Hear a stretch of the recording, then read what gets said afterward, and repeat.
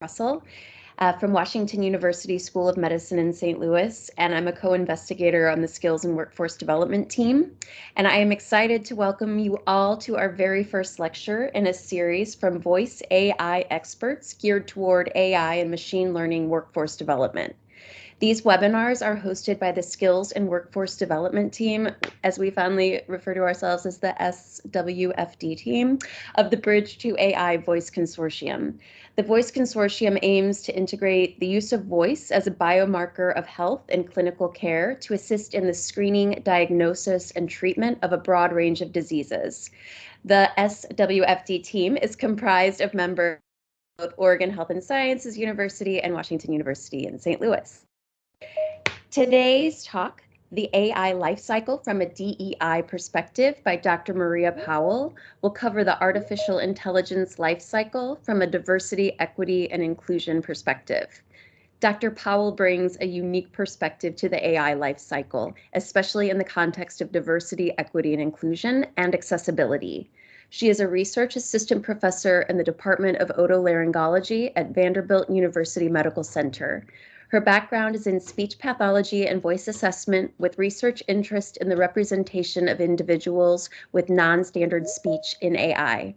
She is also part of the Interdisciplinary Advisory Board for the Future of Learning and Generative AI at Vanderbilt University. It is her work as a team lead for the plan for enhancing diverse perspectives on the Bridge2AI Voice Project as a biomarker of health generation. I just butchered that. As a biomarker of health data generation project that she will be sharing with us today. So with that, I am pleased to welcome Dr. Maria Powell. Thank you. And I just remembered the critical thing you do when you do speech writing or script writing is you have to read it out loud first to make sure that whatever you put down is actually able to be read. So but I will go ahead and share my screen. I believe it's this one that I need to share. Yep. Over here. So today we are going to talk about the AI lifecycle, and one of the things that's helpful for me as I work through this project is kind of mapping out the lifecycle and understanding where DEI plugs in at all the different phases of the lifecycle. And this is going to be a relatively broad 10,000-foot view of this, but it's really just to keep us thinking about how we can engage with diverse populations and what the impact is on our work at every phase of the life cycle. I will kind of take a minute to plug our Voice Symposium that's coming up here in 2024. This is the team that works with us on the Bridge2AI Voice as a biomarker of health project. And last year we held our inaugural symposium. This coming year, we're hoping to do bigger and better. And the goal of this particular iteration of the symposium is to make sure that we really do amplify patient voices and community voices in the development of this field of research. So the learning objectives for today are understanding the importance of diversity, equity, and inclusion, and the initiatives in AI projects, and how we can advance scientific progress to that end. Learn about key components of the life cycle, how to apply the DEI mindset at each stage, and to identify practical strategies for promoting those initiatives at every step of the phase. The first question is, what is artificial intelligence? And one of the things that I think is important, basic, but important to point out at this point is that artificial intelligence does not equal artificial superintelligence. This is not where we're having models that are becoming self-aware. What we're talking about most of the time is really just very sophisticated pattern recognition of differing degrees of sophistication. And this is basic at the most basic level, but I think it's important for us to kind of prime the conversation with this concept of pattern identification, because another way to say pattern recognition or pattern identification is the filters that we use to identify data, the filters that we use to look at data. Are we able to identify patterns within the data. And when we change those filters, when we change those lenses of how we look at the data, we may identify different patterns. Those patterns we had originally seen may not hold true. And really, a lot of what we do, if we can kind of back it up to pattern identification, it can help highlight where it is that we're missing things in order to avoid bias and optimize outcomes. So what is diversity, equity, and inclusion? There's a lot of different terms, a lot of different definitions here. The ones that I choose were these: that diversity is the practice of including as many different communities and identities and races, ethnicities, abilities, cultures, including underserved communities. So those are bringing them into the conversation, making sure that they're represented. Equity is the consistent and systemic, fair, just, and impartial treatment of all individuals, including individuals who belong in underserved communities that have been denied such treatment. So it's bringing them, aligning them back with those who have been resourced in these types of researches. And then inclusion is the recognition, appreciation, and use of the talents and skills of employees of all backgrounds. So it's making sure that they are understanding that they hold a voice and they hold value at the table. It is a place of respect to those who may not look like you, may not sound like you, and may have a very different lens or perspective in the way that they look at the world. What is the AI life cycle? There are a number of different ways to look at this. Because we have 40 minutes, I'm choosing a very basic kind of perspective of it, of designing the research study, developing the models, and deploying them into the real world applications. Designing is understanding the problem, gathering the data and exploring it. I love the fact that in this understanding of AI and managing AI lifecycle, they refer to it as data wrangling and preparation, which I think we can relate to as we're trying to get data sets AI ready. Development is the modeling and evaluation of the stage, and then deploying it is letting it go into the world and monitoring its output. So I am the lead of the Plan for Enhancing Diverse Perspectives, and that's another way to phrase kind of the DEI perspective. And I actually really appreciate it because it is recognizing the different ways that people look at the world and the way that people look at data.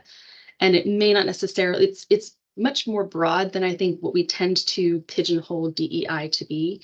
So it can be patients, it can be community leaders, it can be individuals from minoritized groups that have been historically underrepresented. But the reality is as you're designing your study, you have to understand what those diverse perspectives are. Once we bring individuals in with those diverse perspectives, they can help with ethical decision-making. They can help us to avoid blind spots because they may have a lens that's tuned to that type of pattern that individuals who have not had those life experiences may not. They can help us improve value-sensitive design, us understanding what makes something useful, what makes something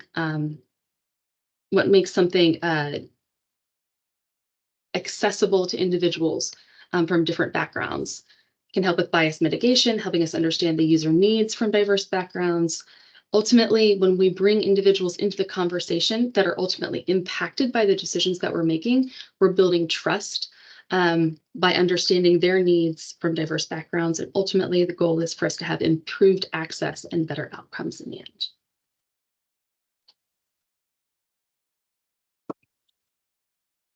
So kind of just a run through of what we're doing today. Some of these are going to get harder than others, but under design, we're going to talk about the teams and the problems and the protocols, collecting the data, and then what happens, how does DEI help us as we're evaluating representation and checking for bias, and then performance monitoring and data governance. So the first point that we start out with is choosing your team. When you have a research idea, you have to choose a team. And teams look different now than they used to. Historically, we've had siloed research where it's just an academic program that is very insular, and they are developing the research based off of literature that's been published by other people who have been very insular. And we've started to move out towards community engagement, community engaged research. So asking the community what they think about things, and getting their insight. But ultimately where we want to go is to have broadly engaged team science, which is where community members and stakeholders that are impacted by the researchers are held as an integral member of the research team. So they get a say from the very beginning on what the questions are being done, what questions being asked, how they're being asked, and how it ultimately could impact them. So it's not a one-person team. You can't ride to the finish line on one person. It is a full team that everybody brings a different aspect, a different value to the team. Diverse teams historically can bring a variety of creative solutions and innovative ideas. This can lead to more robust problem-solving approaches and foster more innovation in AI development. It's reflected in more relevant and thoughtful, comprehensive questions, a larger methodological toolbox. You can have more accessible approaches to data acquisition, more accessible languages for your data acquisition, and then ultimately more robust and nuanced analysis. I love this quote from Sabine Weber, who said that behind this veneer of, oh, AI is the future and we have these sparkly, nice things, ultimately AI is dominated mostly by middle-aged white men from affluent backgrounds that are really attached to the status quo. And so I think it's important for us to remember that for us to pursue DEI, we have to be intentional about it. It takes work, and we can't let it happen on its own. And it's not going to be dependent entirely on Gen Z activism. It's something that we have to work for in every aspect of our work. And this is particularly important right now when we have things like affirmative action being reversed. We have Oklahoma that has rolled back all of their DEI in higher level education. You have the rise of the large language model, which has the potential to eliminate all of these entry-level positions, which is really important because this is where we've seen the most diversity gains. And if those positions go away, it could roll back the efforts several years. And then ultimately, you could have the elimination of industry incentives to promote DEI. So these companies are no longer incentivized. It is not worth their time and their effort in their perception to pursue DEI activities. And so right now it's more critical than ever that we're bringing these individuals on board and we're training them so that they can be a productive and an integrated member of society and research. The team ultimately is the one who defines the problem. So the team is the one that's going to bring the lens to the question. They're going to be the ones that are evaluating the data that's existing and saying, what are the gaps and how relevant are our research questions? In healthcare, I think it's really important for us to talk to the patients at this point, because I know that a lot of us have experienced a situation where you go in, you talk to a doctor and they tell you, well, there's nothing I can do, or that just is what it is, because they don't necessarily appreciate that may be a critical factor in your healthcare. So for us to be able to bring patients on board and have them in the conversation early can help us better define these problems, get us more tangible results that can then translate into treatment.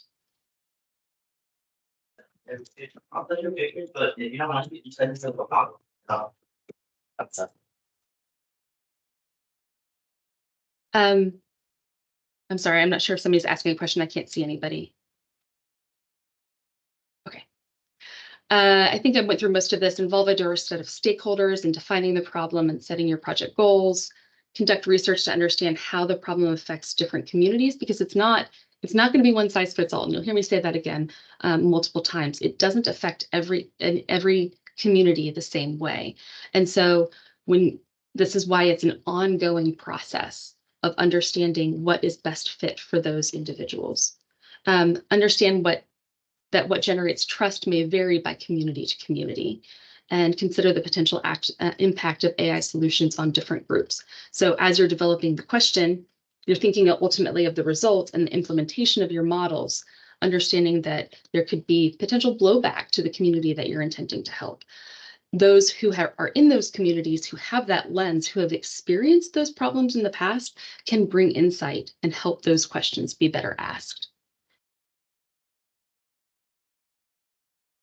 So the comprehensive understanding of the problem then informs the protocol. Are the terms that we use appropriate? Are the demographics that we collect specific enough to be able to analyze intersectionally? And so this is actually an example of something that we ran into with the Bridge2AI program. We are collecting data both in the United States and in Canada. And so we needed to make sure that the protocols that we asked were sufficient such that data could be analyzed by US researchers and Canadian researchers. And the US has a very different perspective on how they collect race and ethnicity data compared to Canada. And so we had to sit down and try to figure out what is the best way to go about designing our protocols so that the data can be used equitably on the back end by both Canadian and US researchers. The same thing held true when we were developing questions about socioeconomic status. In the US, we wanted to ask questions related to whether individuals were seeking federal aid as part of their income. Because in the US, that is not a ubiquitously accessed service. In Canada, me not knowing Canada and their government and their policies, I go through and I'm like, okay, what are the most common federal subsidies that are accessed by individuals in Canada? And it's completely an irrelevant question if we take the one that everybody has access to. It doesn't differentiate what I want it to differentiate, and that is between those who are economically advantaged versus those that are not. It's a very US mindset, but we needed to have conversations with our Canadian counterparts to say, nope, there's a better way to go about this. So once you have your protocol, this is going to interact with each other, knowing your target audience, knowing the historical context of what they've been through. What have they experienced in terms of exploitation? What are easy ways that data can be manipulated and introduce bias in a way that can negatively affect these communities? Understanding that is going to help build trust with you as a researcher, and then you ultimately will have more buy-in from the community. But it requires dialogue. It requires, again, individuals who have that lens to come in and say, no, we need to look at it this way. This is a pattern that we have experienced. It needs to be acknowledged. It needs to be accounted for. Recognizing that community incentives across different types of communities are going to be different. Why groups have buy-in may change based on the group. So tailoring your research materials, tailoring your approach, tailoring your marketing to that community and what works with that community is ultimately going to advance your research and have more buy-in. Understanding digital literacy. This may not necessarily be a racial or ethnic difference, but there are populations that don't understand AI, and they may be the most vulnerable because they aren't able to deal with it literally. They're not able to deal with it and have the knowledge to be able to make informed decisions when an option comes to them to, do they donate their voice? So tailoring informed consent to different types of education levels and different types of age groups is important, because we want to make sure that we are not exploiting any of these individuals, that they truly do have informed consent. And then understanding communication preferences based on race, age, gender, etc. There was a program that was developed here at Vanderbilt and others that was called the Pass It On trial. I was not involved, but I was fascinated by this. There was an initiative during COVID-19 to increase awareness and participation of the COVID-19 vaccine campaign, and they utilized websites, posted social media ads, print ads, public transportation, and newspapers. They ran radio ads, and they engaged with community-based organizations in order to promote the rate of vaccination in these populations. And their engagement with these populations based on this huge campaign increased from 23% to 34%, which is significant.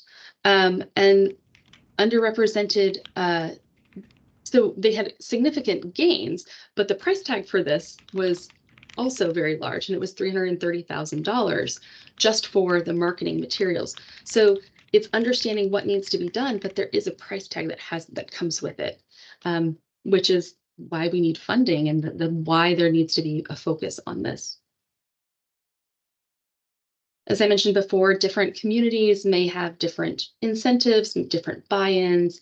For some research shows that for the African American community, their concern is not necessarily the person that they're interfacing with directly, but they need to understand that for them, they want to see at the team level that there are participants that look like them and have their interests. And so that is potentially different than the Latinx community that believe that for them, it's more of a word of mouth. So if you're able to have an individual have buy-in, they're going to share it with their family. Family is incredibly important in this community. And so we would market to them differently. We would engage with those communities differently than we would with an African American or a Caucasian American in low income or whatever the population may be.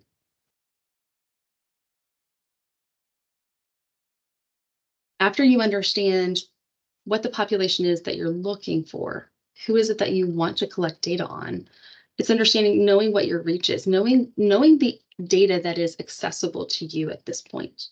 For the Bridge2AI program, what we did is we looked at the metropolitan area demographics of the institutions that we were partnering with, and we compared what we would get at the institutional level and what we would get at the metropolitan area, and then compare that to national standards. And realistic, we can expect that we would have a reasonable distribution within the institutions that we've already partnered with, but we recognize that we know that we need to work with Native American, Alaska Native, and Hawaiian populations because those are underrepresented or minimally represented in our data. So know your reach, understand what your population is that you're interested in, define what diversity looks like for your particular study. It may be career stages for academia, it could be academic discipline, it could be disease status and severity. Whatever it is, understand what the representation of that is, understand what you can reasonably access, keep on track once you identify the patient population and what you can expect to collect in terms of data, set recruitment targets, and make sure that you have a way of tracking your demographics as you go forward so that you can essentially establish a feedback mechanism. You can report back to your data collection sites and say, hey, we're missing these populations. Can you make sure you try to target them? It helps you evaluate your partnerships with these institutions. And ultimately, it can also help you identify if you need to implement new strategies with these partners, or if you need to go outside of those new partners because they're just unable to access the populations that you're missing, and identify new partners. For us, our targets are expert high volume clinics or community clinics in underrepresented minority communities, and patient and advocacy groups. So those are ways that if we are unable to collect them at a single institution, we may have other options that we can collect the missing data. So then as we've moved out of the design stage, and all of this, it's not linear, all of it moves backwards and forward. The front design informs development, and development, as you go through it, can inform data collection, what you need to improve on. So, but moving into development, it's important for you to identify biases in your models as they're being developed, identify biases in the data that you're collecting. Some of this may be historical bias, which is bias that's in the real world that's reflected in the data. Some of this may be if you're looking at different types of tests, that they may not accurately reflect the underlying health condition in African American populations compared to Caucasian American individuals. And so understanding that AI is not going to magically clear bias. We have to, it's going to amplify what we have. And so if we unless we take steps to mitigate that, we're not going to be ultimately benefiting the patients by just implementing AI in an otherwise non-AI approach. Selection bias when the data does not reflect the diversity of the real world. So this is where you can have the lens that we've talked about in terms of your team that looks at the problem, that looks at the data. You can have the data not being adequately reflective of the underlying population. So the data is missing something it's filtered already. And so the model itself is going to ultimately it's not going to be able to capture the data that it can't be trained on and interpret. And then there can be labeling bias, which is incomplete representation of all possible presentations. This may be in voice disorders, which is what we deal with, a lack of representation on the severity level, that we have primarily severe disorders represented for some diseases and not for others, which is a very clinical experience that we have. Some patients come in with laryngeal cancer and they're going to present much more severe than someone with vocal fold bowing. And it just depends, but we need to make sure that it's entirely represented in the data.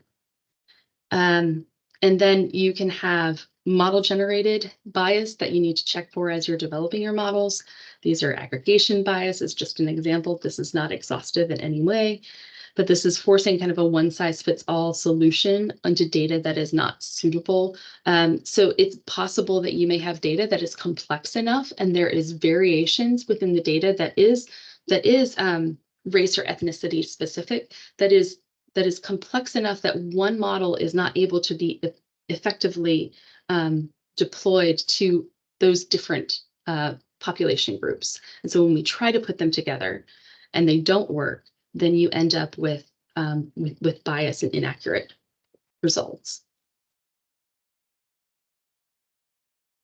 As we've developed the models and we move into deployment, also continuing to watch for bias. And this is where the DEI perspective comes into play, of making sure that when those models are deployed, having perspectives from those who are being affected by those models, they have a say in, they're watching how it plays out in their communities, and they have a say in coming back and understanding if it's potentially being deployed in a way that is negative for them. So it's deployment bias may be a situation where you have a model that is intentionally or unintentionally used in a way that's different from when it was intended.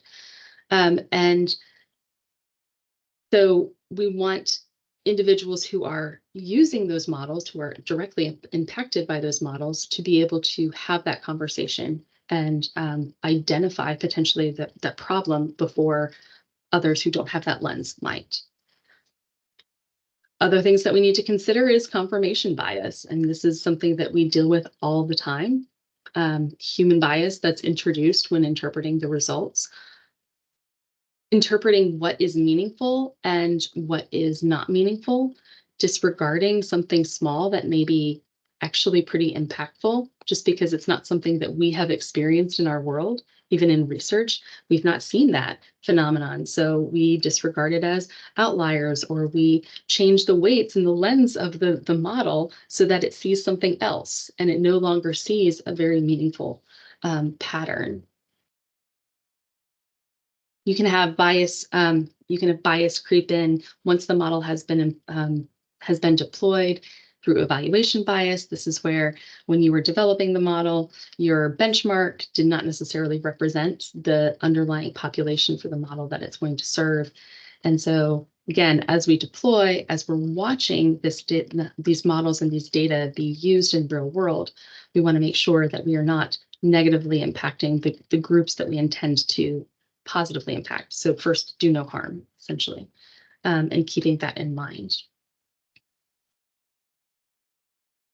Data governance is in of itself an entire conversation, and it is not something that we have figured out, particularly in the respect of how it works with AI research. Kind of the big takeaways here are that one size does not fit all, and minoritized communities should be prioritized in terms of how carefully we deal with those data, how carefully what we release to the public, how we release it. And Aim Ahead and All of Us are two programs that have been boots on the ground for much longer than the Bridge2AI program has, who have made inroads in terms of their conversations with the indigenous populations and gaining their perspective of how data should be used, when it should be released, how it should be released, and who ultimately has kind of the say in data that is being used. So part of the thing with Aim Ahead and All of Us that I think is really important is the extent to which they sit and listen to the individuals within the community that they're seeking to serve. And as who has not been involved with Aim Ahead or All of Us, who does not have that tenure working with these community groups, I think the important thing for me is to understand that you go in and you listen respectfully, and you recognize that as you push into a community that you may not have been in before, there are those that have been there and have laid a foundation of respect and trust that they've built with these communities. And it's so important to recognize that if we are not careful, if we don't come in with that respect of, you are an equal member in this conversation and in this work, you can undermine and undo decades worth of work in those communities and ultimately set back research extensively. And so it's just, there's one other quote that I have run across that is by Genzaburo Yoshino from the book How Do You Live? And it said that there's nothing more deeply rooted and stubborn than the human tendency to look at and think of things with themselves at the center. So looking through our own lens, and to be able to shift that lens outside, whether it's of yourself or it's acknowledging that you need someone else to talk through their own lens and how they've experienced the world, how they see the data, how they see the questions. It is a valiant work. It is a noble work, and ultimately it betters the community as a whole. But we have to recognize that all of these efforts must be intentional, and it requires us to be participant focused, and we can't do it alone. Within academia, we cannot do it alone. We need the perspectives of, we need someone else to fill out the perspective of how we look at the data. That is your end.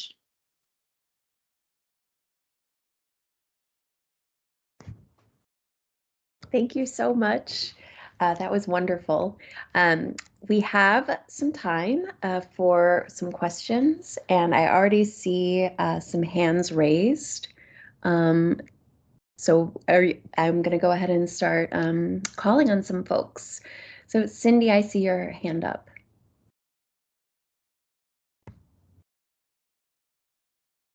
Or maybe not.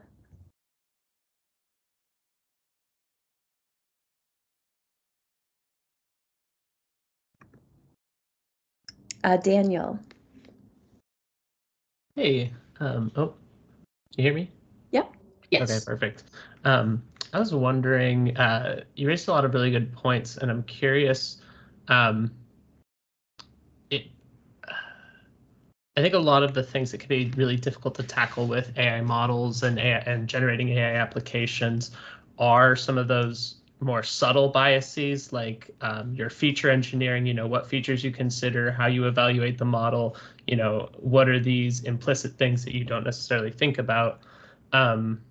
But it may not necessarily be feasible for teams to rapidly diversify and include members who would recognize those things immediately. A lot of research teams tend to have limited budget and can't necessarily hire new engineers if they don't happen to already have a diverse composition. So do you have any maybe stories that you've heard of in industry or examples or strategies for how a team may incorporate maybe community advocates or additional, third parties to help bring in that perspective that teams may be lacking and not have the immediate ability to remedy? That is an excellent question, because this can be very much a financially intensive work.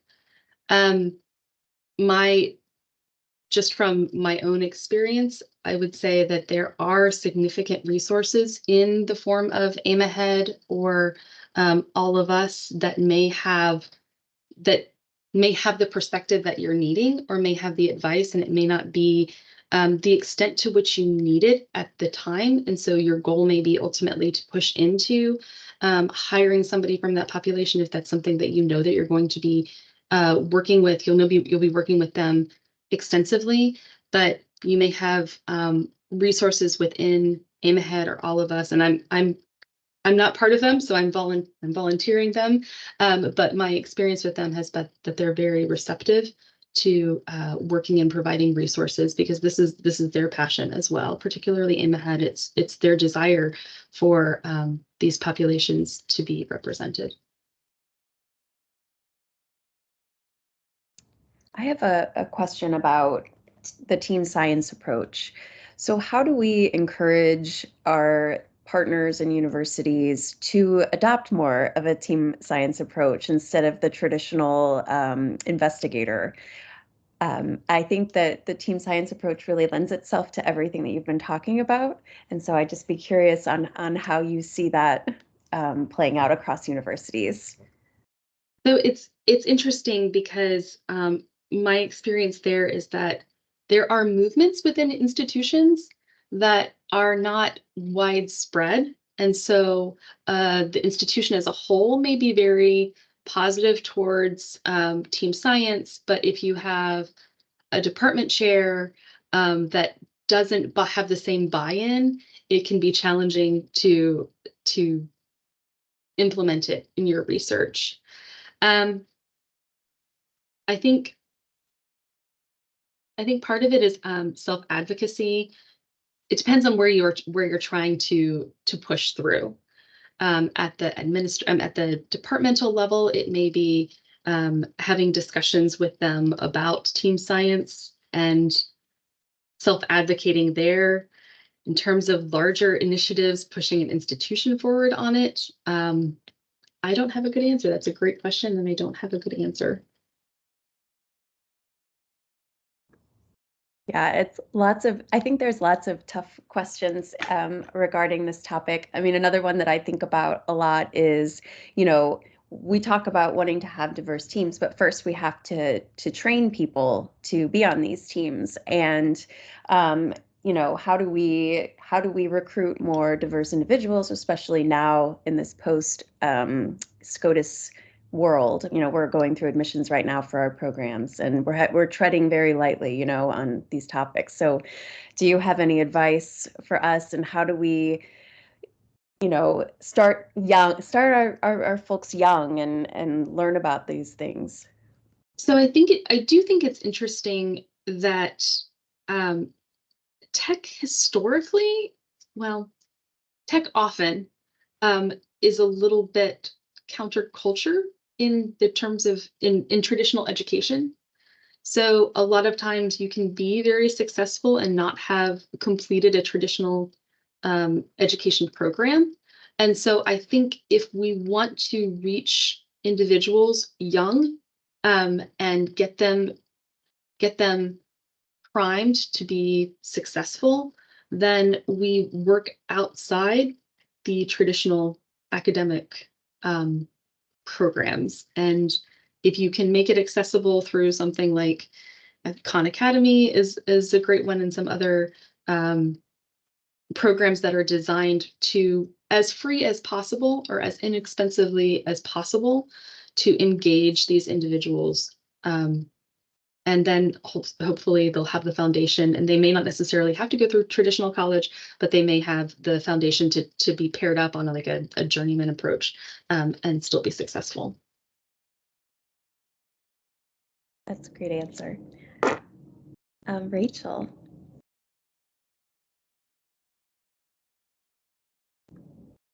You are muted, Rachel.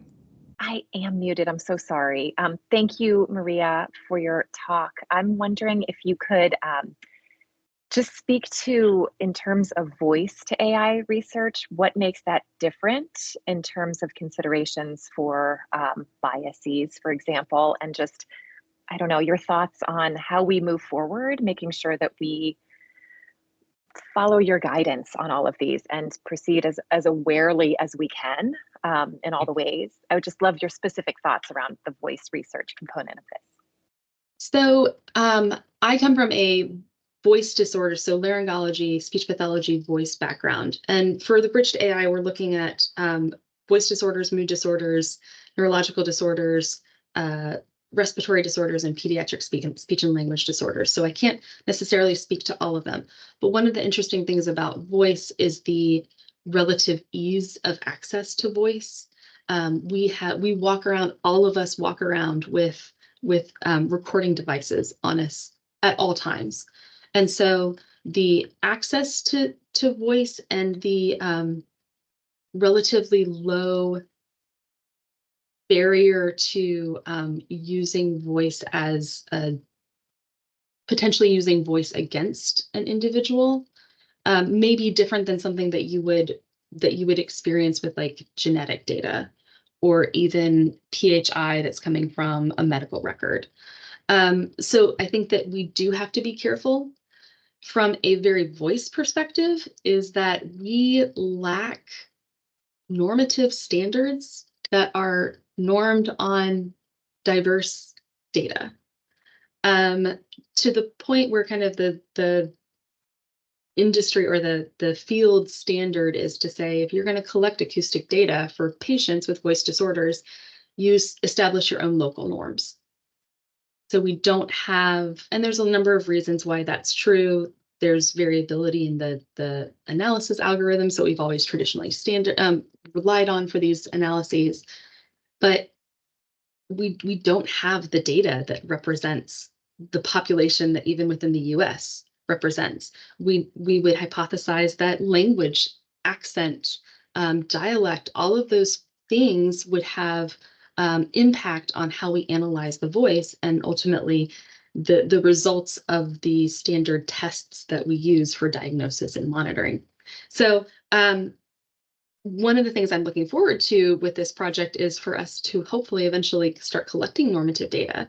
And so then we can start, grappling with what is normative data across different patient populations or different normative populations. So those are just kind of a couple of things off the top of my head for it. Thank you. Jack, I see you have a question. And then Grace.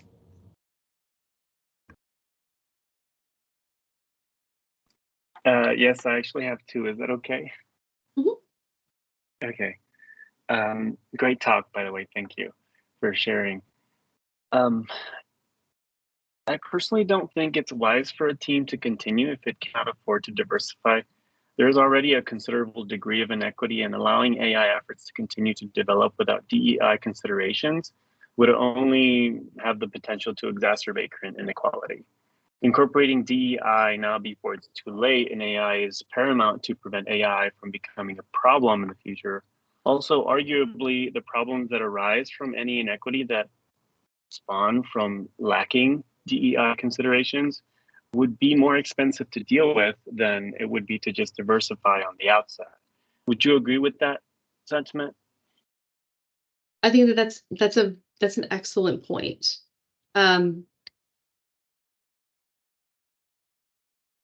It's better to take more time if that means, if that means stopping the process now. It is better, particularly where we are with large language models and it's kind of wild, wild west. And there's not a lot of rules governing how we analyze these data. I think it's important for us to take the steps slowly with consideration and not rush into it.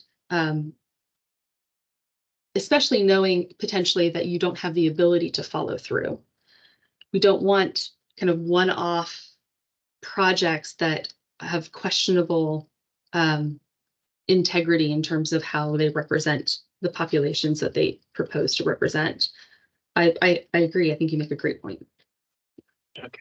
And then my second question is, do you think there's value in having teammates in an AI team that have ethnic studies courses under their belts as they become informed on things related to, nuance of inequality that currently exists, and they cover CRT perspectives when approaching DEI efforts? That's I do think that is absolutely important. I think that comes down to, and I didn't talk about this, but there is a team culture that should be fostered that is promoting individual learning in terms of how they interact with diverse populations. And so addressing implicit bias, addressing critical race theory, and especially when it specifically intersects with the research that you're conducting. I do think that is important, and that's the challenge to the teaming team. It's not just the challenge to the teaming team, it's all of us. All of us need to have our own personal educational journey, but at the level of the team, we can promote that perspective and that culture. But yes, I do think it's critical. None of us are going to, we don't have it all down at any one given point. The journey has to continue. Thank you. And Grace, you've been waiting so patiently. Oh, that's fine. I actually also have two questions, if that's okay. The first one is simple. I'll put it in the chat. I'm just curious. And first of all, kudos, Maria. You did an excellent job with this webinar and presentation. It's amazing how wonderful you reflected our views on the Plan for Enhancing Diverse Perspectives, which we actually took from the NIH Brain Initiative. And so thank you for that. My first question is, are you aware of this tool that another consortium at NIH has created, the Midrick Bias Calculator? If not, I would encourage you to look at the paper and see the mitigation strategies that they're proposing, and maybe that's something that Bridge2AI can think about addressing. Yes, I believe that we met with them in the ethics, the ethics working group. Yes, I am familiar. I'm aware of it. I'm not intimately familiar with it, but I do think that from what I have seen, that they've got some options that would be good, and it's going to depend on the data. But I think having these models in place that are accessible to help us monitor the data to make sure that we're not having bias creep in, I think is a critical step in the process. Yeah, and this is like purely based on thinking about data bias and all the different forms of bias from the different elements. So my second question is a little bit more philosophical, actually. I mean, because you've already explained and justified why it's so important to have diverse perspectives. And I'm just thinking, like, at the end of the day, each and every one of us is unique with our own diversity, no matter how you want to categorize. I am a woman, but I might not necessarily represent all women's thoughts, right? I am Asian, same thing about Asians. I'm from Chicago. I'm not representative maybe of every Chicagoan, and it could go down the line. And at NIH, I'm an engineering, I have an engineering background, and actually I stick out a lot in a lot of the circles. So I wonder if it might be important to just think about diverse perspectives overall in the group that's formed. And I don't know if that would mean that with every group that you form as a team, that you'd want to check out each person's background so you know where they're coming from. But just to have different perspectives is the whole purpose of the diverse perspective, so that everyone can contribute differently to the same conversation and add richness to the conversation through their, and I wonder if that means we need to think about the reasons for the rich, diverse perspectives. Like if you're developing a method, an AI method or a tool, you might need diversity in a different way than if you're trying to recruit people from different lived experiences. And I don't know. I was thinking a little bit deeper philosophically about why, like what we would use the diversity from, and we can't possibly get, the ultimate infinite number of diverse perspectives, right? So. Totally true. So I've actually been thinking, going through this process for me was helpful to that end of, if I'm thinking about a research project, if I'm thinking about an individual research project or a line of research that I want to start conducting, it is thinking through, having a very long-term approach or view of the whole process. I think a lot of times I am guilty of focusing on design and not thinking about the downstream flow of it. And so working through the whole process, I think, is a good place to start. And I went through a ton of different things today in terms of different ways that you can incorporate other perspectives. I think it starts with knowing your population. Like, I would start there, and diversify the perspective there. And then as you have those conversations, it may help you understand where to go next. It is very challenging. The Bridge2AI program is so unique in that most of us have never met the other people in our program, right? So that is a very typically false reality that doesn't happen as much, because you usually are connected by who you know and what circles that you run in. So as you're having conversations with one person, that I think it's just, you continue that conversation. You intentionally ask the questions of, who do we need? What other perspective do we need here? What are our skills and our talents that we need to build off of, or we're missing? So it's a very organic conversation. And to the other individual's point of, financially, that becomes potentially untenable at some point. And then you have to evaluate, what skills do you actually cover in your team. But I think it's an organic conversation. It's not a one and done. And I don't think you can sit down over a very short period of time and hash the whole thing out. But I would definitely start with the patient population and go from there in terms of your intent to diversify. Thank you. And I think the previous commenter, was it you, Jack, who you said that also somebody's perspectives may change based on education and training too. And then how do you capture that? Yeah. Well, I think we need to continue this conversation somehow.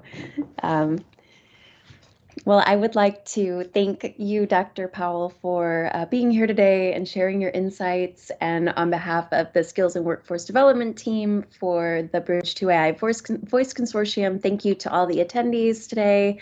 Like I said, this is the first in a series that we're going to be offering, so please stay tuned for more opportunities to engage with speakers like Dr. Powell. So, thank you so much, everyone.